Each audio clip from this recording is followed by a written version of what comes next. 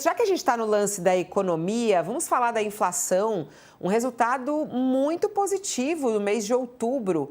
O menor índice em 27 anos. Para quem está conosco na TV, a gente vai para o intervalo, mas a gente continua falando sobre a inflação e o que isso representa para o nosso país no YouTube. Vai lá, canal UOL no YouTube. Está entre as reportagens mais lidas na nossa página do UOL desde o início da manhã.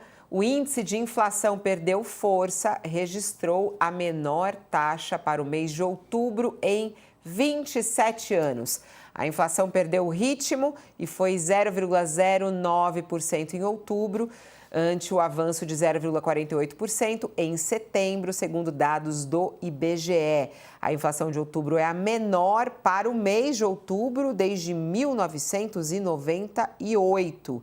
E isso é extremamente importante. Mas é claro que a gente olha a inflação acumulada em 12 meses e que fica abaixo de 5% pela primeira vez desde janeiro. Os preços oficiais subiram 4,68% entre novembro do ano passado e outubro deste ano. Vamos lá, Sakamoto, é uma boa notícia, né? É uma boa notícia. Eu estava falando aqui no celular com gente do governo, lá no Planalto, que está soltando fogos de artifício, na verdade. Por quê? Porque a reeleição do Lula, no que diz respeito, no que pese, INSS, PIX, facção, segurança, mas a reeleição do Lula, o centro da reeleição do Lula depende a sensação de qualidade de vida econômica está melhor no Brasil do que estava antes, porque esta foi a principal promessa do Lula em 2018. Né? Chamava-se o Bolsonaro de Bolsocaro por causa da alta inflação, tudo. Então, Lula prometeu o quê? Picanha e cerveja, arroz e feijão a preços acessíveis. O que a gente teve nos últimos anos o PIB cresceu, bem mais do que os economistas previam, o desemprego caiu, né, níveis baixos históricos, a renda do trabalhador subiu. Só que, ao mesmo tempo, o preço dos alimentos subiu, por questões climáticas, por outras questões, mas o fato é que subiu. E isso, na verdade, corroeu a popularidade do Lula. Agora, né, você tem visto uma queda em determinados preços, e nem em todos, mas feijão, arroz caiu bastante.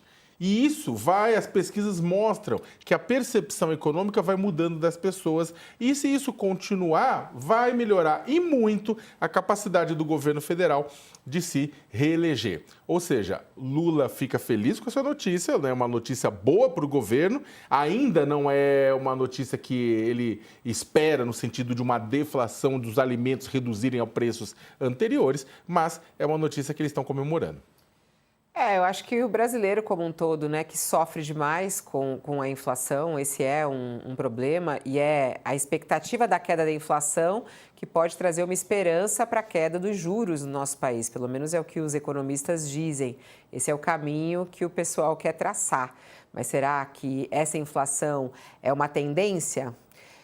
Vamos lá, estamos de volta aqui. Para quem estava nos acompanhando na TV, estamos dando essa notícia de economia, que é uma boa notícia. A inflação no mês de outubro é a menor em 27 anos.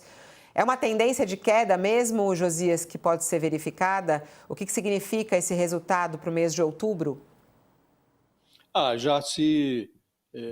O comportamento da inflação já se consolida assim como uma tendência, né?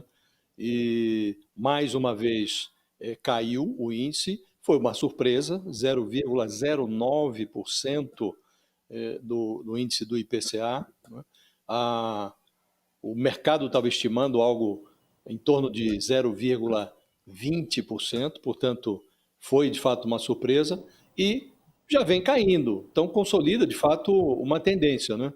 Esse índice agora foi menor do que o de outubro do ano passado, menor do que o de setembro desse ano, e tem um dado que é relevante do ponto de vista eleitoral, é que a baixa do índice de inflação, que foi verificado agora, teve um peso muito expressivo em itens que pesam bastante no orçamento das famílias, habitação e alimentação.